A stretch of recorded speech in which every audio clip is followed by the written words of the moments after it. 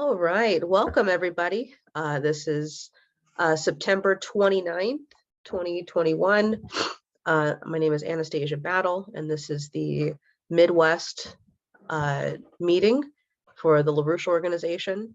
Today we've got a special guest who's visiting from Boston, a very wonderful long-term member of the LaRouche movement, Kevin Pearl. And I wanted to bring him on and let you guys have an opportunity to hear from him today. So with that, we'll open up with Kevin. Hi, good to be out here on the front lines in many ways, which is, it's a fun thing, but it's also where you can actually generate some real change, which is what's most important. I just want to, right now the world is very much at a crucial turning point. And if you take a step back and look at all the factors going on, you've got a financial system that's wildly out of control. It's reflected in things like the soaring prices of homes, energy, groceries, what have you. Despite the fact, or because of the fact, that the policy of the elites has been to pump an unprecedented amount of liquidity into the financial system. You could say that's not helping to save it. You could say that it's driving hyperinflation, but it's not working. You also see a kind of shocking moral failure, where all of us saw the images over the last couple of weeks of Haitian refugees on the US southern border being shackled and handcuffed and herded into planes to be shipped off to certain death in Port-au-Prince. And while I don't want to deal with the Haiti situation a lot, because I know Richard is going to go into that substantially, people should be aware there is no real government in Haiti right now. The economy of the nation, the president was assassinated 4 months ago. The economy of the nation is basically non-existent. Without having a war fought there, it looks like the result of a world war devastating the place.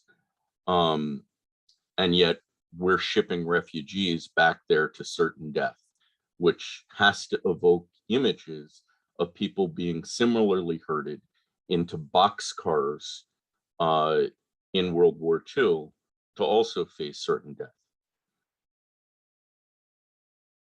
You see the chaos in Afghanistan after the collapse of the war party, of the war policy, which had us in war there for 20 years. But you don't understand any of these factors just looking at the details of them. You have to step back and look at the historical process that they are a part of. Go back to Franklin Roosevelt, who reestablished the United States, reestablished their national purpose as an anti-colonial, anti-imperialist force in the world. Look at his statement on the 4 freedoms. Freedom of expression everywhere in the world. Freedom from want everywhere in the world. Freedom of religion everywhere in the world. And freedom from fear everywhere in the world. This was not just for Americans. It was a defining of America's purpose and mission. But after his death, the British Empire moved very quickly to reestablish itself, using their typical methods of divide and conquer. Churchill dividing the world by an iron curtain, insisting that we had to now view our allies against the Nazis as our enemies. But they also did something else at the same time. They, in their efforts to keep poor nations subjugated, they hijacked the financial institutions, the Bretton Woods institutions, the IMF, the World Bank, which had been established to promote economic development in former colonies, instead now became a new means of sucking blood out of those poorer nations. Very consciously, very deliberately, very British. At the same time, they also created what is now known today as the modern environmentalist movement. And at times they were explicit about it. Julian Huxley, when he created the UNESCO, in its founding document, describes what their real intention is, which is a continuation of the racist genocidal policies of eugenics, but now to do it clothed in a friendlier garb. What he says in that, part of what he says in that document is, quote, "Thus, even though it is quite true that any radical eugenic policy will be for many years politically and psychologically impossible, it will be important for UNESCO to see that the eugenic problem is examined with the greatest care and that the public mind is informed of the issues at stake so that much that is now unthinkable may at least become thinkable." So they decided to garb their racist, evil agenda in a different kind of clothing. And one of the things that our movement has always done is ripped apart that mask, ripped away that costume. That's what Lyndon LaRouche established this movement to do, to destroy that imperial system, to rip aside that mask and reveal that racist, genocidal intention to the world. He created powerful enemies doing that. He enraged those enemies much, much further by launching plans for global economic development, by using the idea of creating a common interest between nations that were otherwise divided around projects that allowed real progress. One example was his call for the Oasis Plan in the Middle East, where he used to say that if you try to get in the Middle East Jews, Christians, and Muslims to sit down to agree on religion and real estate, you're going to have a war. But if you get them to sit down to talk about building desalination plants so that all of their children have water and food, then you can create a pathway forward. And that has been what this movement has done for decades. We now have a turning point where the collapse of the war policy in Afghanistan can be a pivot point.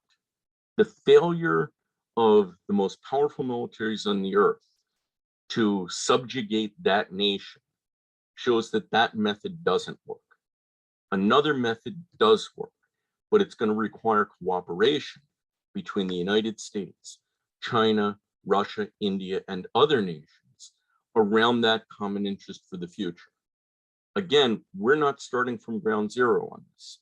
For decades, the LaRouche movement laid out policies for economic development. Many of those policies, for which some of us, Richard and myself and others, have fought for decades, are now being realized. In Africa, the Transaqua Project to replenish Lake Chad and revitalize that entire region in Northern Africa has been approved. It's being financed by China, etc. China has launched the One Belt, One Road project, which at the very least was strongly influenced by Helga and Lyndon LaRouche's call for building a Eurasian land bridge. This week at the United Nations, that battlefield was clearly on display. On the one hand, you had, in the wake of the US announcement that we would be selling nuclear submarines to Australia, effectively to militarily box in China.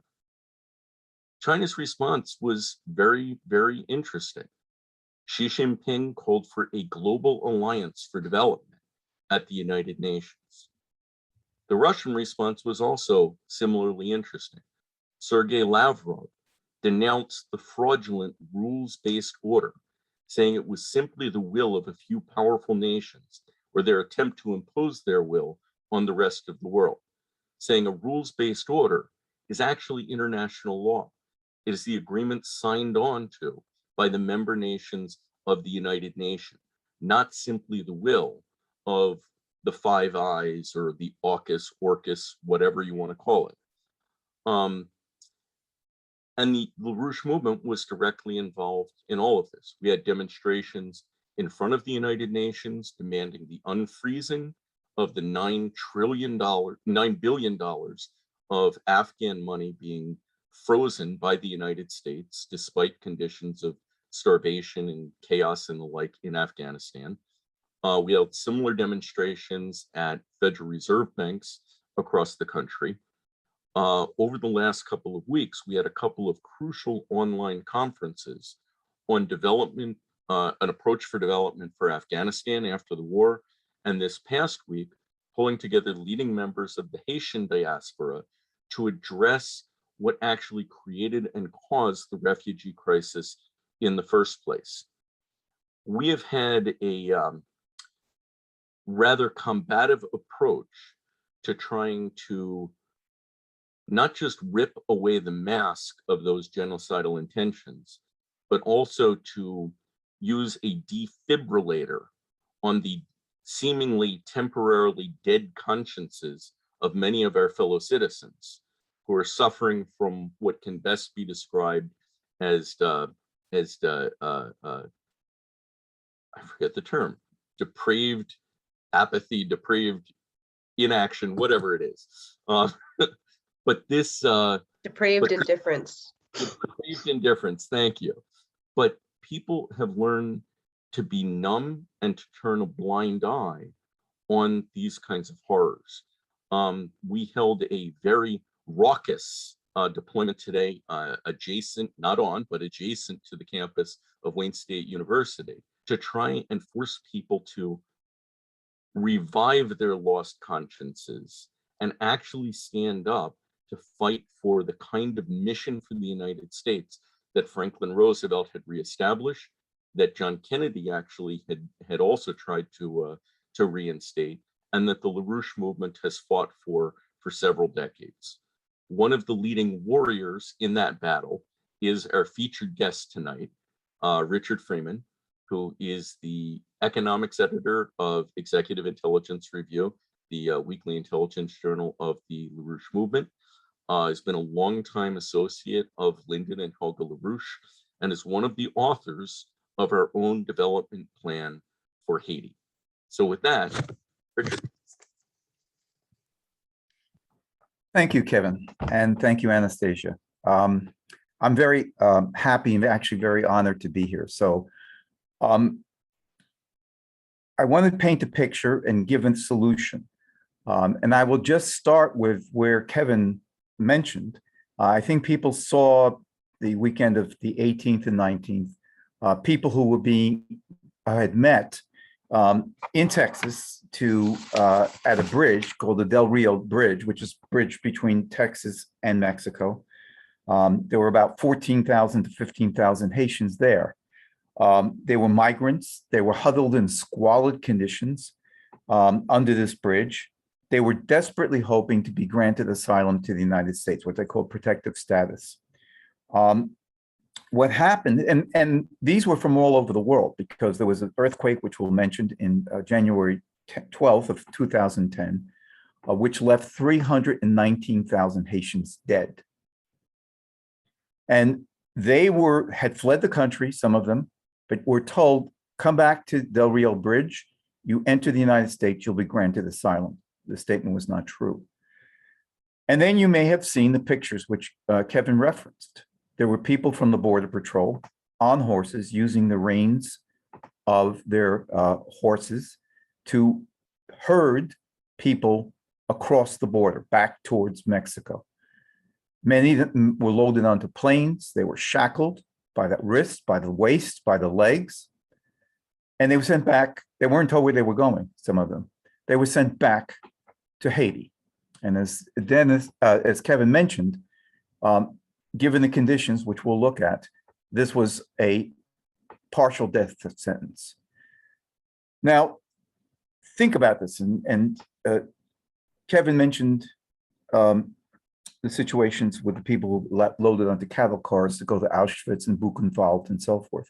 And I think that's completely appropriate. But think of another image. Put it in your mind.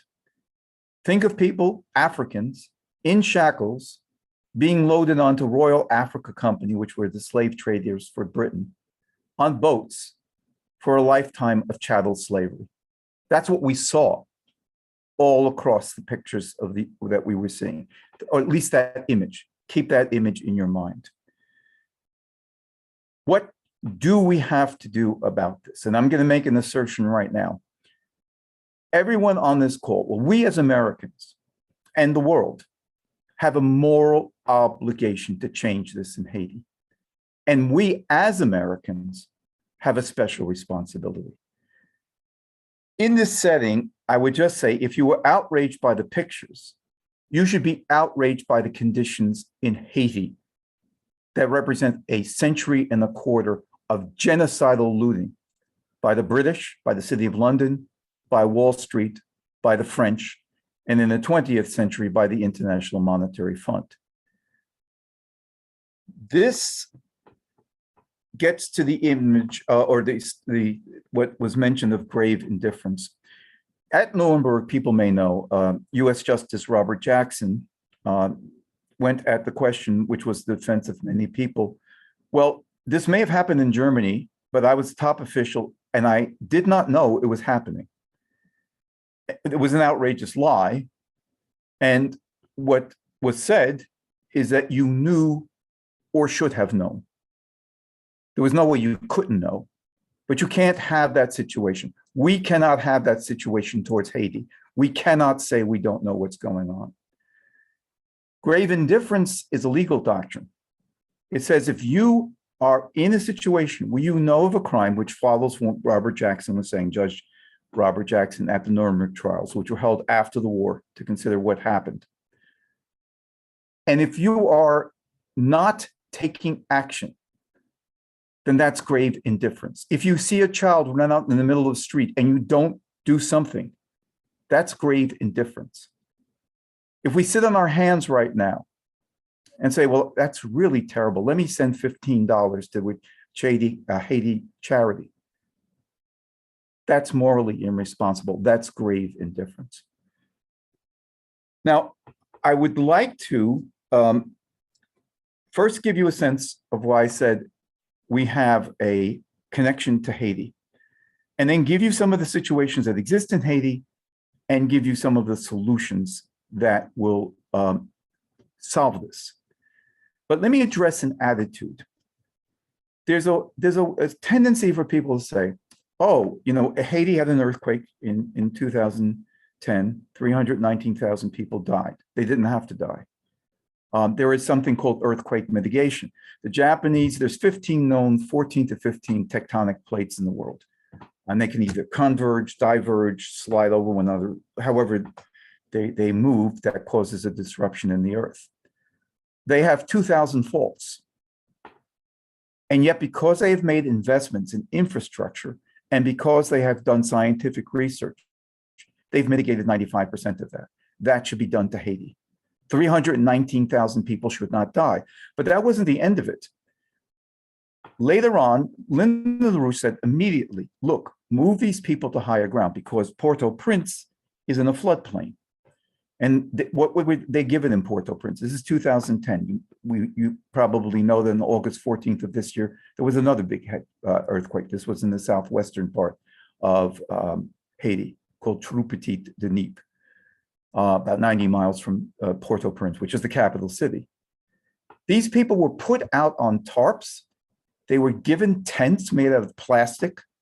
These were supposed to be temporary. Some of them existed for the next 5 to 6 years. Various pretenses were made by President Obama. The Clintons went down there. And what happened? Nothing. Nothing of significance. And so this situation can be mitigated. And then, as I mentioned, on the 14th of August, another earthquake struck. This one, as I said, was in the southwestern part of Haiti, which is an island nation. 1/3 of this island called Hispaniola is Haiti. That's the east western portion. 2/3 of the island is Dominican Republic. And 137 houses collapsed. And one of the reasons they collapse is because they don't spend even for cement because it's too expensive. So they collapsed. 137,000. That's about, I would say, a third to a half of all the houses in Detroit. And they collapsed within 36 to 48 hours. There was a warning by the UN that there would be cholera, not just cholera, sorry, that there could be dysentery, diarrhea, and cholera. Let's look at the situation. People say, but it's Haiti. You know, they're poor. They're in a flood zone. They're in a storm zone. They're in a place where this is going to happen. We have to change that. That's a mental shift. And the second shift we have to do is we have to wipe clean the agenda. Forget about the homecoming game. Forget about, who showed up at, the latest James Bond movie. We have to, in the next weeks, make Haiti, along with the question of Afghanistan, and along with the question of building a universal health system, the question in the United States, because their lives depend upon it. And that's what we're going to do. Now, let me just tell you something about the situation in Haiti, just to give you a little bit of sense. It's an island nation. We will see a picture very shortly. And I would ask everybody tonight, after we get off the phone, to go and take out a map and look at it. Just look at it. See where it is. It's 700 miles south of Florida. It's very close to Cuba. And you'll see the different features of Haiti, and we'll talk about them. This is a nation of 11.25 million people. It has the highest infant mortality rate, the highest rate of deaths of children under 5, and the highest rate of mothers dying giving birth in the entire Western Hemisphere. And some of the rates are higher than many countries in Africa.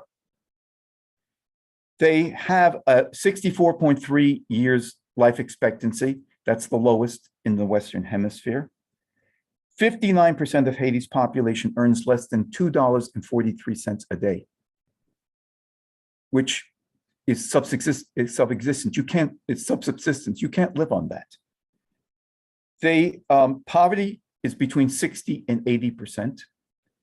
The United Nations World Food Program said that 4.4 million Haitians, that's 42% of the population, are in what they call food insecure, which means they're days away from starvation.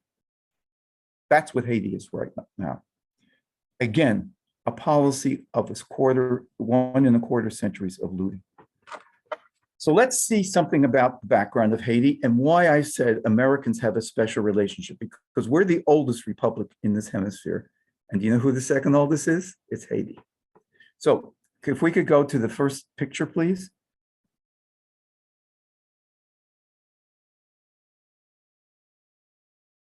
Graphic. Okay, this is Toussaint Louverture. He was a slave and he led a slave revolt in Haiti. The French ran Haiti. They were very brutal. The British and French could compete with one another, how brutal they were. And he launched an independence movement, which finally declared independence in 1804. He did not live to see that because in this process, he was shipped off to France and died of pneumonia in a French prison. He was writing letters to everyone, I am getting sicker and sicker and sicker. The French did nothing. It is very likely that's what they wanted. Interestingly, one of the champions of Toussaint Louverture was Alexander Hamilton, who was the father of our country, first Treasury Secretary, one of the fathers of our country, and the first Treasury Secretary. He co-wrote the Constitution of Haiti. British never accepted what we did, but we somehow were able to survive. But Haitians are Black, and they never accepted the fact precisely because they are Black. Next, please. Now, this is Frederick Douglass. Frederick Douglass is one of the greatest sons of America, one of the greatest intellects that America has ever produced. He was a slave. In fact, he was a runaway slave. And this is what he became the counselor, minister, and the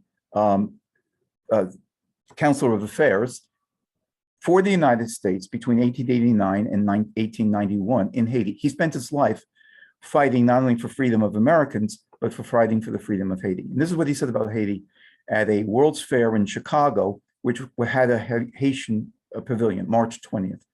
The little community of Haiti, anchored in the Caribbean Sea, has had her mission in the world, and a mission which the world had much need to learn. She has taught the world the danger of slavery and the value of liberty. In this respect, she has been the greatest of all our modern teachers. Next, please. Now, there's some intervening effects, but I want to turn to President Franklin Delano Roosevelt. Roosevelt visited Haiti twice as president, first president to ever do that. This was in the 1930s. We were founded in 1789. Nope, not yet, please.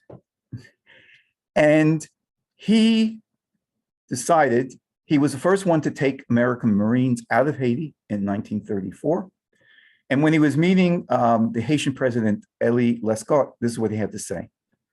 I have had the most intense interest in the Republic of Haiti and the development of its people in a way that will never mean exploitation by any other nation. Now, what he then did is he took the Tennessee Valley Authority, which I think a lot of people are very familiar with, which now has 33 dams that provide power, flood control, and so forth on the Tennessee and all its estuaries and so forth. And he pushed to have this developed in Haiti. It was developed in Artibonite, which is one of the 10 departments, which is like a state in Haiti. At the Pellegrin Dam, they had 54 megawatts of power installed there. It happened after he died, but he made sure that he pushed for this. Next, please.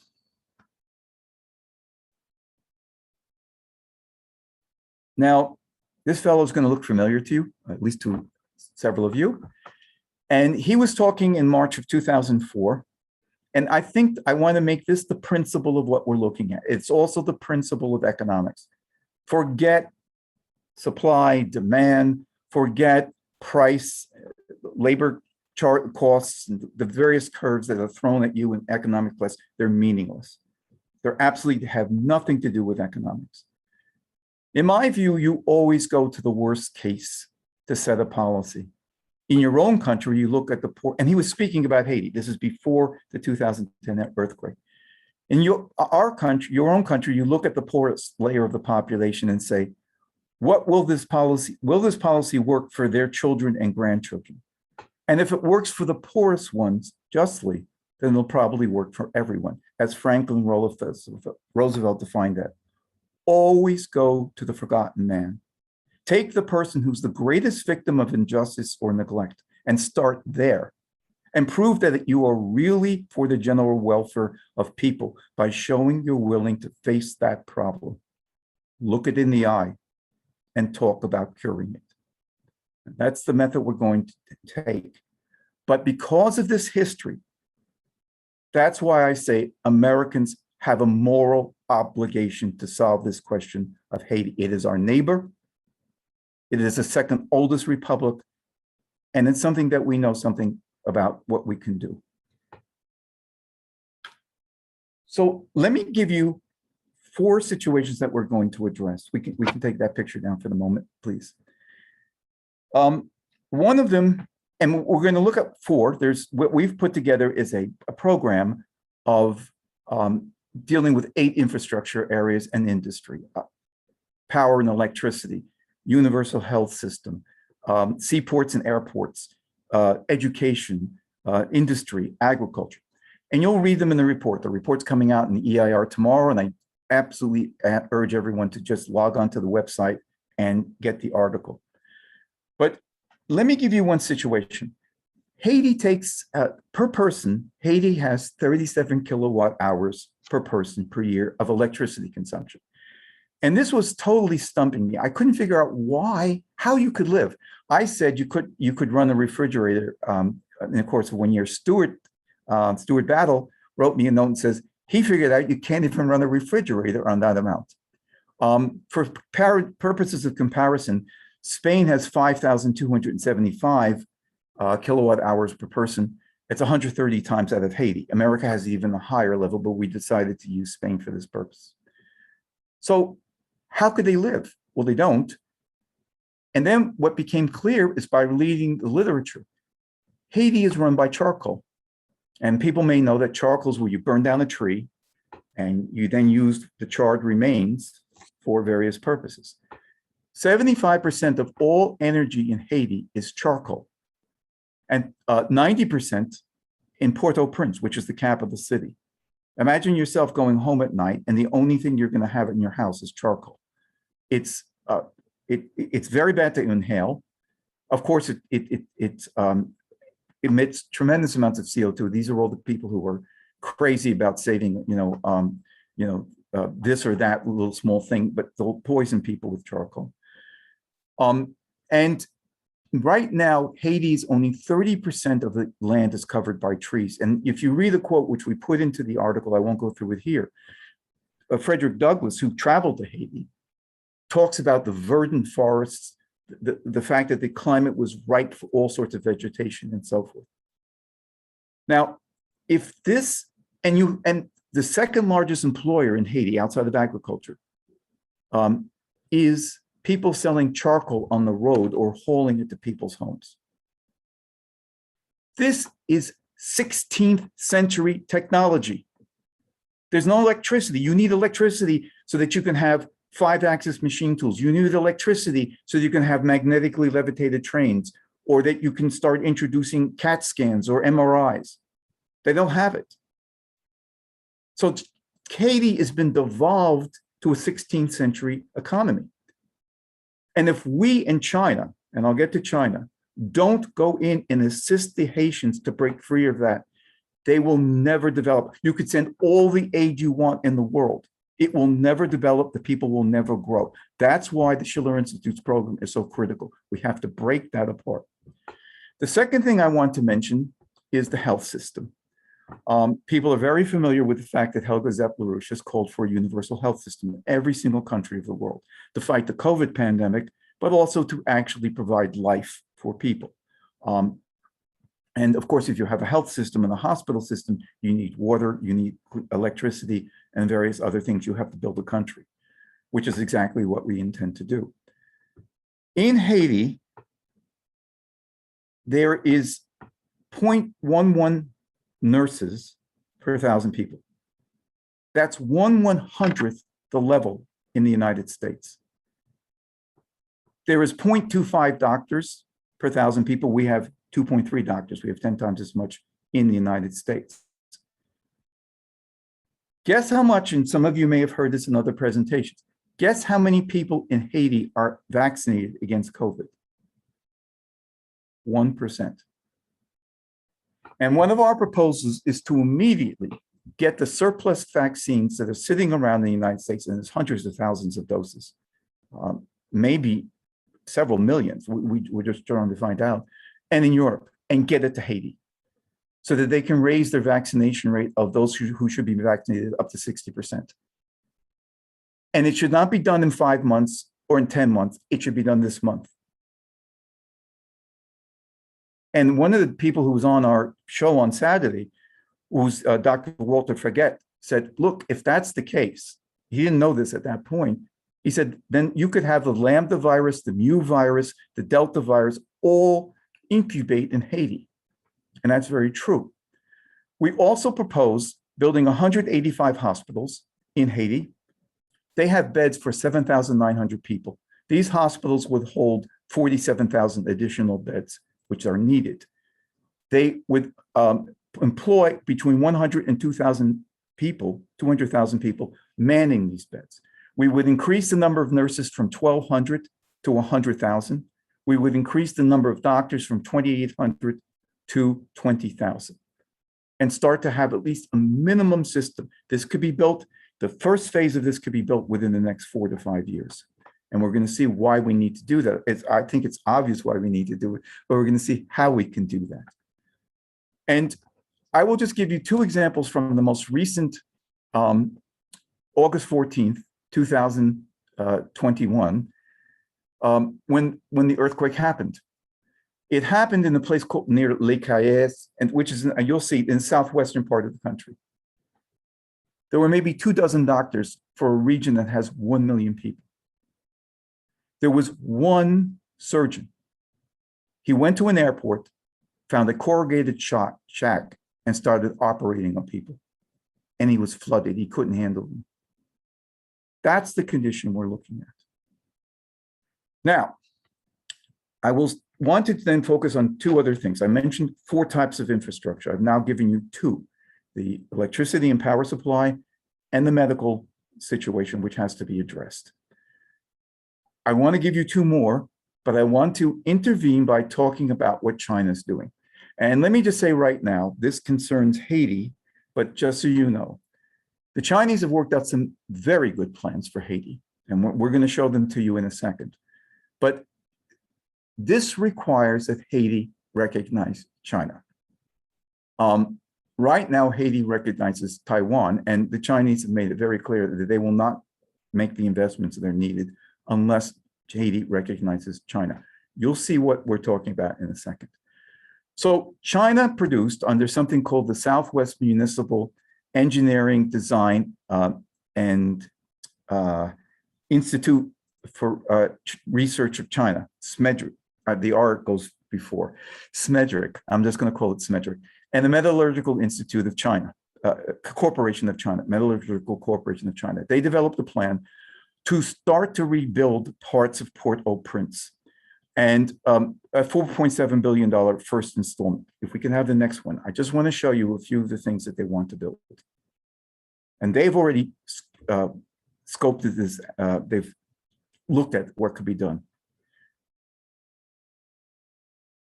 Oh, this is just a snapshot. I've covered a few of these things, but I'll just mention Haiti's in the red, El Salvador's in the blue, and Spain is in the green. So you can see physical economic parameters. How many people are percent of the population hungry, poverty, illiteracy. Then how many have access to sanitation?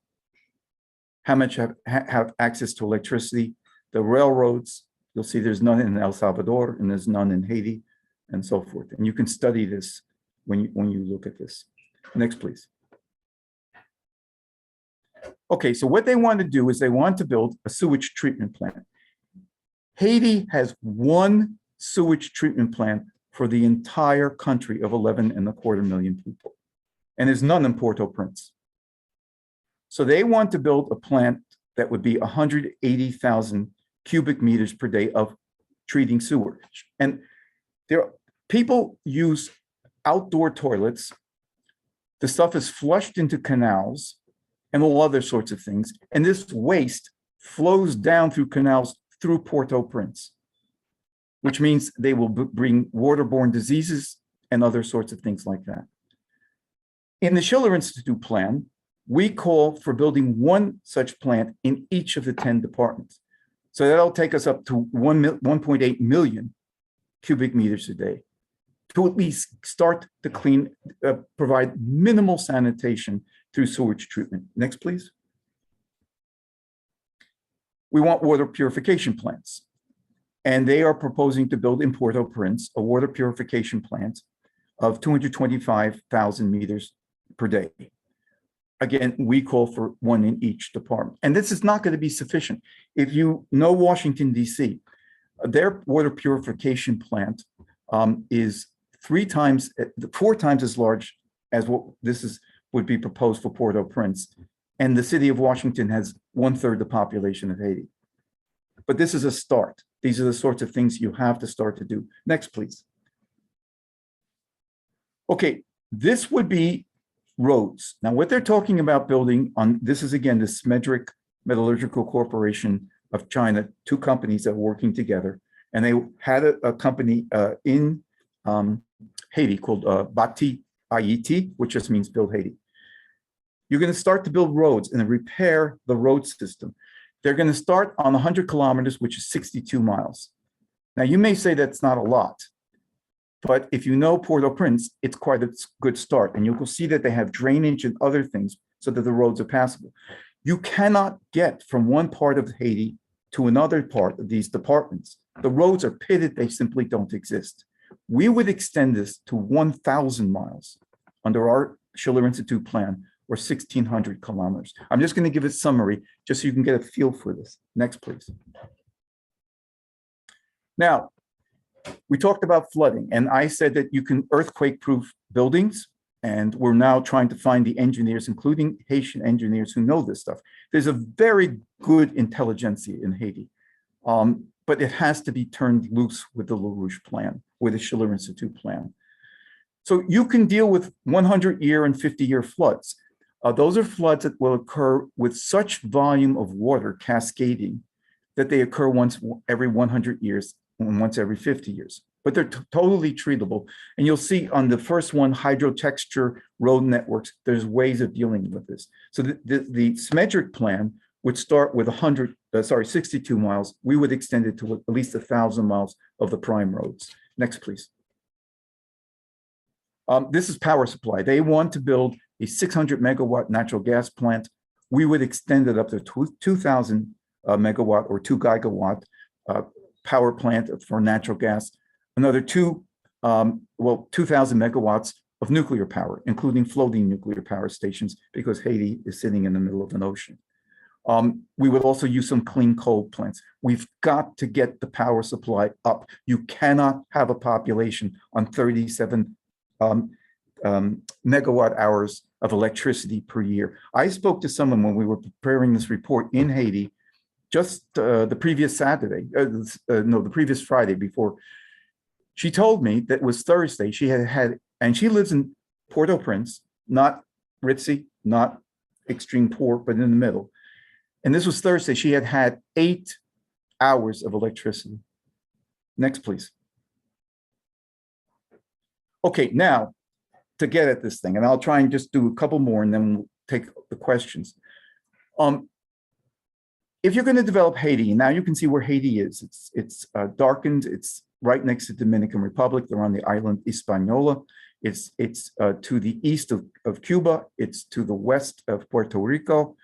But the point is, what we want to do is develop this as an entire region. So you would have Haiti as part of the Caribbean, and then you would have the Caribbean. Also, you would include Belize, Honduras, Nicaragua, so forth. And you would also have countries in the northern part of South America, Suriname, Guyana, so forth, Trinidad and Tobago. So that we want to build this as a hub. That population of those countries I just mentioned are 92 million. But we would want to connect it so that you build through the Darien Gap, which you can see is Panama into Colombia, a railroad, a high-speed railroad. You can't cross. There's no way of crossing right now. You would also connect it to a railroad, which would run from Tierra del Fuego, which is in the southernmost tip of South Ibero-America, up through United States, into the Bering Strait, across the Bering Strait, into Russia, and into the rest of the world. We have lots of plans, but we want to make this part of the world land bridge, because that's the way you're going to fold this into it. Now, those companies that I mentioned are talking about building, and this is what's very interesting. In one of the releases reporting on the Metallurgical Corporation of China, they say that the state of China is considering spending between 30 and 70 billion on not just Port-au-Prince, but on all of Haiti. That's a very considerable sum. That's larger than the amount that's committed to what's called the CPEC, the China-Pakistan Economic Corridor, which is a very strategic corridor, and that's 62 billion. Now you'll see why I said what I said. Haiti needs to recognize China. And what we need to do is put together a China-United States with leadership from the Haitians alliance to build Haiti. The hypocrisy of the United States is this. Dominican Republic, the neighbor, recognized China in 2018. The United States recognized China in 1979. It was actually started by the Nixon trip in 1971 to China. We don't recognize Taiwan, but we've imposed through the State Department on Haiti that they shouldn't. If they don't, this project that I just mentioned will not come to fruition. Next, please. Okay, let's hold off on that one. Two other areas very quickly. One is seaports. Haiti has 3 seaports. One is Port-au-Prince. It's run down and so forth. If you look up to the northeast of the country, you'll see Fort Liberté. And this was told to us by one of the diaspora, the people living outside of Haiti, who are Haitians. And he said, look, we could build a port at Fort Liberté, which is very limited. It doesn't have much of a port. But its advantage is that it has a depth of 75 feet. Port of Los Angeles, which is the most active port in the United States in terms of volume of traffic, is 52 feet. The Port of New York and the Port of Newark are between 28 and 32 feet. So you have a natural port. And in 2011, in response to the earthquake, it was proposed by the U.S. Agency for International Development. They call it USAID, but that's what it stands for. That the $230 million be spent on building the port at Fort Liberté, and that the United States would commit $70 million. But what happened was the International Union for the Conservation of Nature intervened and said there were coral reefs, which are so precious that you could not build a port there. And they stepped in and they blocked it. The IUCN, the International Union of Conservation of Nature, which is one of the grandparents of all of this thing, was set up by Julian Huxley, who Kevin just mentioned, was the one who used UNESCO to say that we should continue the policy of eugenics. So the port wasn't built. We would build the port. We would outfit it completely from beginning right now, and they need it. And if you used it, and I'll mention this in the question and answer period, you could offload very large tankers that carry very large amounts of containers, and then break them down there and then ship them to Fort Lauderdale and other ports in the United States, making it a hub.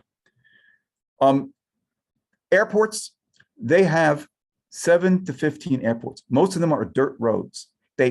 One of them, the third largest airport, does not have radar, or didn't until about 3 years ago. So imagine landing there. But I compared it to Florida on the other day, and I should have just said in population. Florida has 22 million people. Haiti has 11 million, roughly. Florida has 520 airports. Haiti has 7 or 8. We've got to outfit these airports. We've got to pave them, give them the necessary radar. We've got to make sure that they can handle these big U.S. troop force, what they call Globemaster 3s that can bring in supplies and supports and so forth. Last thing I want to talk about, and then show you this map. There's a question of education. Haiti's future is its youth. And those youth have to be developed and have to be educated. The labor force has to be totally changed. 40% of the labor force is in agriculture, 13% is in industry and in services. Well, that's 53%. So where's the other 47%? It's in what's called the informal economy, where people send their trinkets and their handiworks and chiclets on the street, or they sell drugs or illegal goods. That has to be totally changed. Lyndon LaRouche proposed a 25-year pact with Haiti. And one of the things he said we need to do is have a civilian conservation corps. In this report, we propose 5,000 Haitians and 5,000 Americans form a civilian conservation corps of 10,000, and they would start to be developed. They would work in this for 2 to 3 years. We want to expand it to over 1 million, and they would have night classes. We've got to build 2 engineering schools in Haiti, and then various other things like this, and introduce the reforms of Wilhelm von Humboldt for introducing science education and classics. That Haiti should have access to. Now, the last part of our plan, look, if Haiti doesn't have creative youth, if they cannot use their powers to invent and take things, they're not sovereign. And Haiti has to be able, with 11.25 million people, to sit down at any international table as a complete equal. But they have to have this freedom. Now, the last thing I'll just show you quickly is we would put power plants in each of the 10 departments, states, provinces, whatever you want to call them, and water treatment plants. We've mentioned that. We would also build a rail corridor. And I will tell you in the question and answer period, the Chinese have actually started looking into this. That would start in Fort Liberté and would go counterclockwise, Cap Etienne, and so forth, all the way around Anse Rouge, down to Port-au-Prince and across. That would be roughly the coastline of Haiti, which is about 1,100 miles. It's a development corridor. We would string electricity lines, water lines, cities would grow. Haiti needs all sorts of development. And then we would build a high-speed rail line from Jacmel, which you can see in the southern part, southern coast, through Port-au-Prince up to Fort Liberty. This would travel somewhere between 180 and 210 miles per hour. There's much else that can be done. This is what we need to get America and the world focused on. We will be taking this up in France. We're taking it up in Canada. We're taking it up in Germany. We're taking it up in South Africa. But we have a responsibility in the United States. This is our moral responsibility. You cannot dodge it. We cannot have grave indifference. Now, I'm not saying that all of this lies on the shoulders of the listeners. We are trying to engage a lot of people. We will tell you some of the things we need to do. But if we do this, this will be one of the most joyous events ever. As I mentioned to someone else, this is not a burden on Americans. The yoke is light. The happiness at seeing this achieved and saving part of humanity is great, and we have the means to do it.